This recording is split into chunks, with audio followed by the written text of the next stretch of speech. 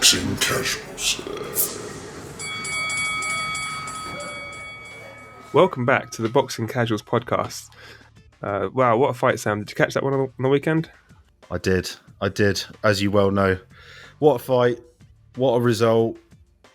And we told you also, didn't we? Yeah, it kind of went exactly how we kind of thought it would go. I mean, Joshua did look better. What do you think about Joshua? How do you think he improved on his first performance? 100%. There is no doubt. And again, we've decided we're not going to try and talk too much about what happened after in this episode, but there was so much improvement from Joshua there that people that are calling for his retirement and stuff, I think that's sort of narrow-minded. Yeah, me too. He had focused a lot more on the body. He was trying to impose himself a lot more in the first 6, I'd say. But again, whenever I've watched Usyk in the past, it's well known that he's a very slow starter and he comes into his own at around round 6. So I don't know. It felt like AJ was doing much better, but then Usyk just found his rhythm and he took the fight, if that makes sense, in my opinion. Yeah. Usyk's one of those slow building pressure fighters. You know, he will put the pressure on you with his footwork, with his constant in and out movement, keep himself fainting, keep his opponent guessing. And as the opponent wears out, he increases the pressure, and that's what we kind of saw on the weekend. You're right. Yeah, Joshua did focus a lot more on the body. I thought he could have put the pressure on the body a little bit earlier on. He did land a few good shots to the body, but I think the body shots were there for him early on. He was feinting a lot to the body, and there was perfect opportunity for him to come over the top of something. And because Usyk was biting on those feints early on, but yeah. Do you think Usyk looked any better from the first fight? I honestly didn't notice too much of a difference, which is surprising because you'd have thought he'd come in with a completely different game plan, but. No, he's just brilliant, isn't he? I mean, it's more the gas tank on the man is insane. Yeah, incredible. I think you kind of expect people to sort of gas out a little bit, but it seems as the fight goes on, whether or not that's AJ just running out of stamina, but he just seemed to. He's like a Duracell bunny. He just keeps on getting more and more energy and bouncing. According to the official numbers, in the last round he threw 57 punches. The first round he threw 47. Round 10 he almost threw 100 punches, and that just shows that the stamina on the guy, is second to none. He's not a natural heavyweight, so he's got the natural fleet foot advantage, and the stamina carrying up from cruiserweight. But yeah, it was kind of did go exactly how we thought it went. Yeah, I think. The one thing that maybe a contentious issue or something we should talk about is how do you feel about the scores? How do you feel about the scorecards, the official scorecards, and then how did you score it? Because I've got a bit of a confession myself on that. But yeah, you talk first, and I'll confess to the people. Well, for me, I feel Joshua did some brilliant work early on. He touched into the body. He landed a good few jabs. A few right hands came over, and I kind of had this fight. For me, this was a 8-4, 7-5 kind of fight. 7-5 makes it extremely close. 8-4, it's heavy in favour of Usyk, but I thought it was a lot closer than what we're sort of hearing or reading on the internet. A lot of people were saying it was a total shutout. It was 9 rounds to 3, 10 rounds to 2. I didn't see it like that. I thought Joshua did some good work. He hurt Usyk quite a lot in that fight, not the 9th round especially. Joshua had a bit more of a gas tank, a bit more composure. He could have put him out there, but let him off the hook a bit. But how did you score this one? I know you said you had something drummed up when I was speaking to you during the fight. Yeah, may as well full disclosure, I'd had a few beverages, and I'll give some advice to any would-be boxing referees out there. Don't get tanked up and start supporting the home crowd because it doesn't care for a good scorecard. I'd been focusing. Basically, I had Joshua up by the end by 1 round, and I told people that, and they laughed at me. So I realised something was wrong. But my logic, and I've sort of looked back at it and gone, what did I get wrong? Because I've since watched the fight sober, and I had it Usyk 116, Joshua 114, so still quite close. Yeah, but there was a significant. Usyk did that, but Yeah, on the night, I think I was more focused for one, getting stuck in the emotion of having an English fighter sort of unifying the belts, and I found myself focusing more on what Joshua was doing right to avoid Usyk, rather than focusing on what the scoring punches were. And I ended up scoring him based on what he was doing. You know, some of that work to the body did look good. Some of it wasn't eye catching for the judges, but when you do watch it back, you do see some of that. But let's not take anything away from Usyk, because he absolutely 100% won the fight. He's just a brilliant fighter, isn't he? I watched most of his career. Well, I say most of it. It's not pull a rabbit out of a hat here. I did watch a fair few of his fights at cruiserweight. His fight against Maurice Bradis was one of the best fights I've ever seen. His fight against Gassiev was a total schooling.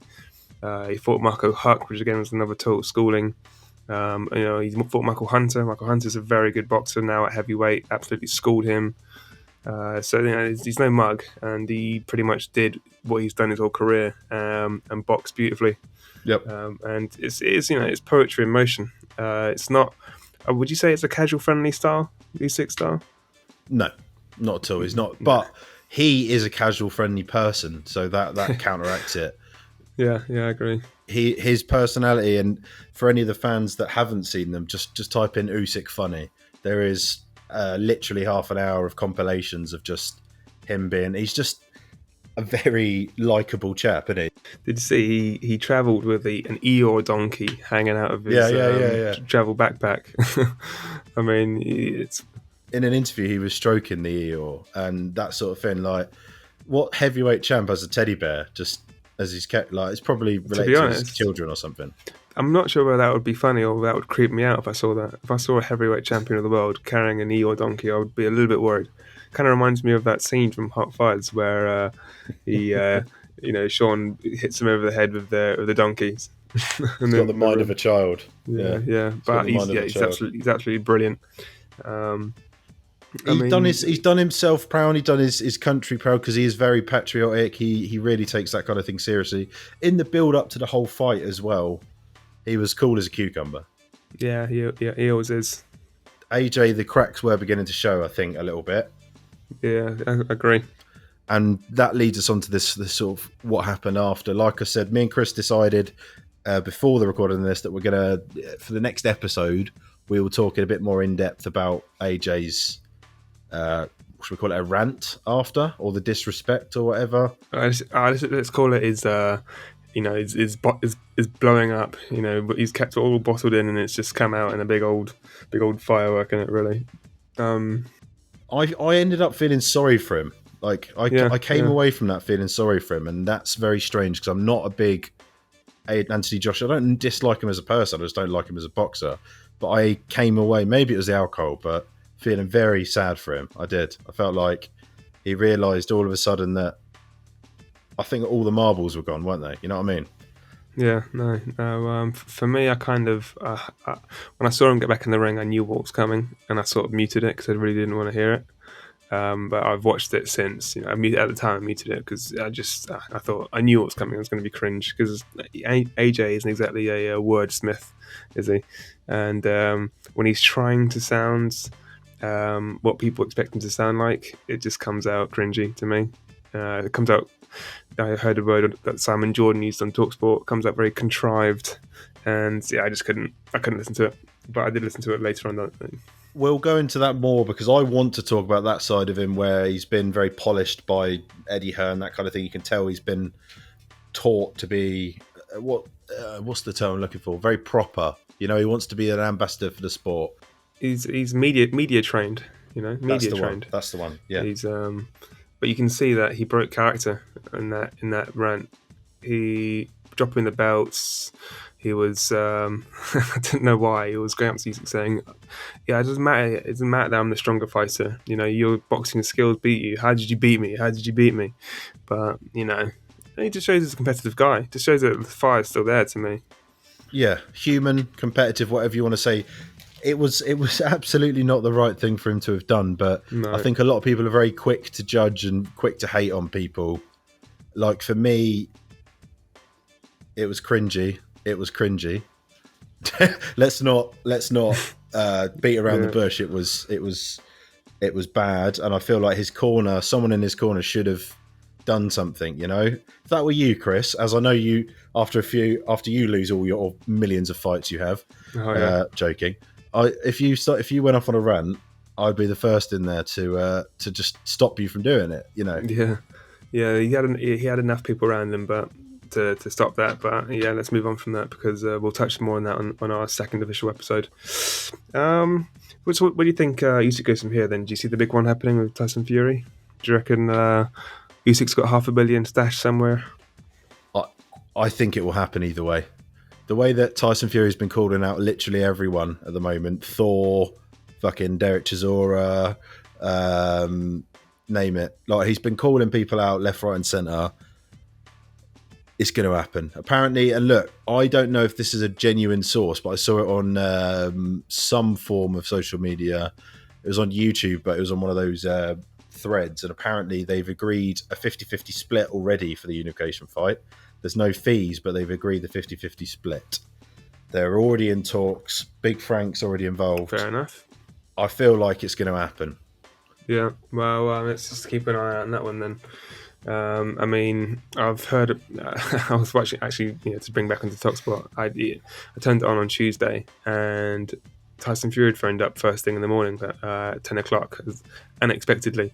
So they scrambled to get him a microphone and get him on air. They had to bleep out so much of it because he was just swearing. But it was pretty bad, to be honest, for morning radio. But he was going on about how he can beat up the middleweight. He can do him and AJ on the same night. He wants to stay retired, but if someone can pull $500 million out, then of course he's going to fight him. It's like, I don't see the willingness to actually want again there. But who knows? He comes out with one thing one day, contradicts himself the next day. So we'll see. He'll probably fight. I think he will. I know, and I appreciate your skepticism because it is hard. We all love him because he does his talking outside of the ring and inside the ring. That's what I mean. All is always forgiven. The minute he gets in the ring, everyone's like, yeah, I don't care what he said before. This guy's brilliant. We like to see him in the ring, but he's just, for me, there's too much talking now. At first, I like his trash talk, but there's too many contradictions now for me. Just get in the ring, straight your stuff, show that you're the best heavyweight in the world, and let's not have to all the he's a dosser, he's a bum. AJ's legacies and tatters. It's just get in the ring. Do you let you rip your fights at the talking for me? But yeah, I'm not going to disagree with that, but I'm too much of a fanboy. He can do what he wants. As far as I'm concerned, I'll be a bit disappointed. Let's phrase it like that. If we don't get this unification. Yeah, me too. I don't want to see him in any other bout at right now. I don't want to see a Derek Chisora fight. Apparently it's fallen through though. I've been watching interviews. Derek was in Saudi. Yeah. Fell through a little while ago. How do you think that one plays out if they fight? Is it worth us even? I mean, for the very casual fans, Derek Chisora is 38. No. Sorry, I meant Fury Usyk. How's that one play out? I was going to say. Fury does it. He imposes himself, and he does it via stoppage to the body. I think he uses the weight. Possible. He uses the weight. He does use his weight a lot better. He uses his reach a lot better than AJ does. His feet are faster than AJ, although he hasn't shown it in the last couple of fights against Deontay. Actually, tell a lie. The second fight against Deontay Wilder, his feet did look good for the most part until he was reverted to rightly so, leaning on him and wearing him out. But in his last fight with Deontay Wilder, his feet were bad, and he was knackered early on. He was completely gassed out. So if he's the version of himself against in the Deontay Wilder 3 fight, then I would pick Usyk to win. But if he can get himself to the place where we know where he can be, then it'll be an interesting fight. I don't think it'll be the most fan-friendly fight though. Oh, I don't know. I think this will be an ongoing topic. So as it develops, our minds can change. But as of today, how I feel right now, I can't see anything other than him, because he can switch hit, as it were, as well. He fights comfortably southpaw and orthodox. He which I does, think yeah. would be a massive advantage against Usyk, because you can find more and more angles, and you're not going to be at any discomfort from that. That's right. Like, But don't forget. I mean, Usyk has been. We're talking about a guy who's had 350 amateur fights. He's fought pretty much most of the top heavyweights you would see in the pro game at the moment. He's fought them as amateurs and dominated them. So having to fight a southpaw or an orthodox is something that's not going to be, it won't be new to Usyk. What will be new to him is fighting someone 6'9" and 275 pounds. You know. that is true. And I think, yeah, well, maybe that's what he does then. Leans on him. Look, either way, Fury for me, by stoppage, I will say, to the body, I think. Because as you said, Usyk doesn't like those body shots. No, he at doesn't. all. You can tell that on the weekend. He got hurt 3 or 4 times to the body by AJ, and if AJ had the composure and the stamina, he could have finished that fight. I think in those rounds, especially round 9. I mean, look at these stats from round 9. You see, round 9, AJ landed 28 shots to Usyk's 9. It's mainly because he hurt him with the body shot, and Usyk was evading for most of that round. But yeah, we just saw the inexperience of AJ in that round, not being able to cut the ring off and show some composure. What about AJ? Where do you think AJ goes from here? Are there still big fights left from at the top? 100%. And I will, and this is from someone, as you know, I'm not his biggest fan. I really am not. But for me, it's very narrow-minded. It's very short-sighted to say his career's over. He's still a top-level fighter. You couldn't put him against... just imagine how it play out. I mean, some fights I'd love to see him in, stuff like Joe Joyce. I'd love to see him fight Joe Joyce. Yeah, me too. Whether or not that would happen is another thing. Yeah, I mean that's a Queensberry matchroom, that situation there. Yeah, it wouldn't happen.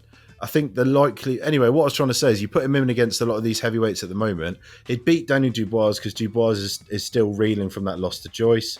Dillian White would be a shout for him, but Dillian White's just coming off that loss to Fury. Look, he's still up there, and why would he stop unless he's genuinely tapped out and he feels like he's done? And fair play, but based on that performance with Usyk, there is no shame in losing to one of the pound for pound best.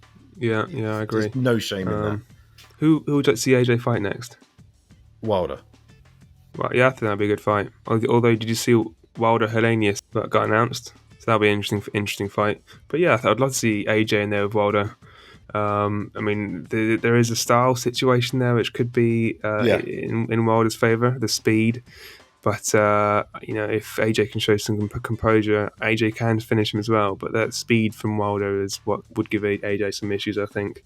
I don't think Wilder's any better a boxer than Ruiz was. No, Wilder's in terms of boxing ability, Ruiz is much better. So AJ can do that. He can do that for sure. I wonder what's said about that. They're at the same height, aren't they? 6'6", 6'7". But Wilder's got these really really long arms, and where he carries a lot less muscle, and he's a bit quicker. He's a bit faster than AJ, but he's more of an athlete. AJ obviously is an athlete as well, but he's a lot bulkier. I can see why AJ would go into that as the underdog, and I would love just to watch that as a fan. Yeah, for sure. I wouldn't go into that with expectations. But I think this is what AJ could use to his advantage now, because he's not got that expectation of World Championship on him. He can just rebuild if he wants to. Go again, exactly. Have some big fights, get his confidence up. And who knows? He's still probably got a couple of years. He might get another shot. I doubt it, but he might do. I kind of felt the way Usyk was talking that if he was to fight Fury, then he potentially could retire after that. Yeah, he said Fury or no one, which kind of leaves a little bit to be desired. But I mean, there's still some good fights out there for all of them. I mean, none of them have really faced the best. They've obviously fought good fighters, but for me to be, the best of your era by a clear way, you got to fight them all. You don't have to fight them all. You don't have to fight Chisora because obviously he's though. I was going to nearly all of them have fought Chisora. No, maybe we should let AJ fight Chisora then, just so that we can round that one off nicely. Well, they're Finchley Park boys, aren't they? I don't think those Finchley Park boys do infighting. No, they don't. And it was actually Chisora that took him off the stage, wasn't it, when he was kicking off the other night? Yeah. But hey, okay. We're coming to the end of this reaction, but do you see the announcement of the Lee Wood versus Maurizio Lara fight the other day on the Matchroom show? That should I be a good did. one. I did. It should be a Yeah, good one. Whether or not yeah. people, the fans at the level that we're at, may or may not have heard of it, but it's definitely worth checking out. Chris and I were both watching Lee Wood's last fight, and I think I'd written him off against. Conlon, Mick Conlon. Yeah, if you get a chance to catch that one, I'd rewatch that fight. One of the greatest Oh my fights I've seen. And lord! that was it this year? Or was it last year? It was earlier this year, wasn't it? Yeah, it was within this year. Yeah, because I was with my girlfriend and woke. I was watching it on my phone as she'd fallen asleep, and yeah, I don't. Anyway, we can tell you there was a knockout in literally the dying seconds of the 12th, Yeah, yeah. and he came out of the ropes, and I screamed so loudly that my girlfriend thought something had happened. You know, like We've also got the next big one, the Canelo Golovkin. I think that's the next big fight happening, isn't it? yes, and we'll definitely do some more content in the build up to that, as we've done with this AJ thing. But I think that will sort of cover us off for this reaction, guys. I think it's important. Feel free to comment below because we're still very new to this. We want to know, what we're doing well. Feedback's always good. Tell us if there's things you want us to talk about. Chris and I do love a bit of boxing, so we're happy to sort of discuss anything like that. Yeah. And this is an open discussion. And if you want to comment that we're a bunch of casuals and we don't know what we're talking about, by all means, please do so. But like, do it in a nice way because I've got a fragile ego. Speaking of which, just a quick shout out to our friend Jordan. With our friends, I did. I said predictions wise and for the Usyk fight, and Jordan, congratulations, you predicted Usyk on point. You basically copied our prediction, but you know what? I'm okay with that. Well done, Jordan. Okay, well, cheers, guys. Thanks for tuning in on this one. Catch us on for next week. I think we'll be releasing another full length episode. Not quite as long as the first one, but another full length episode. So yeah, keep your eyes out for that one. The Boxing Casuals.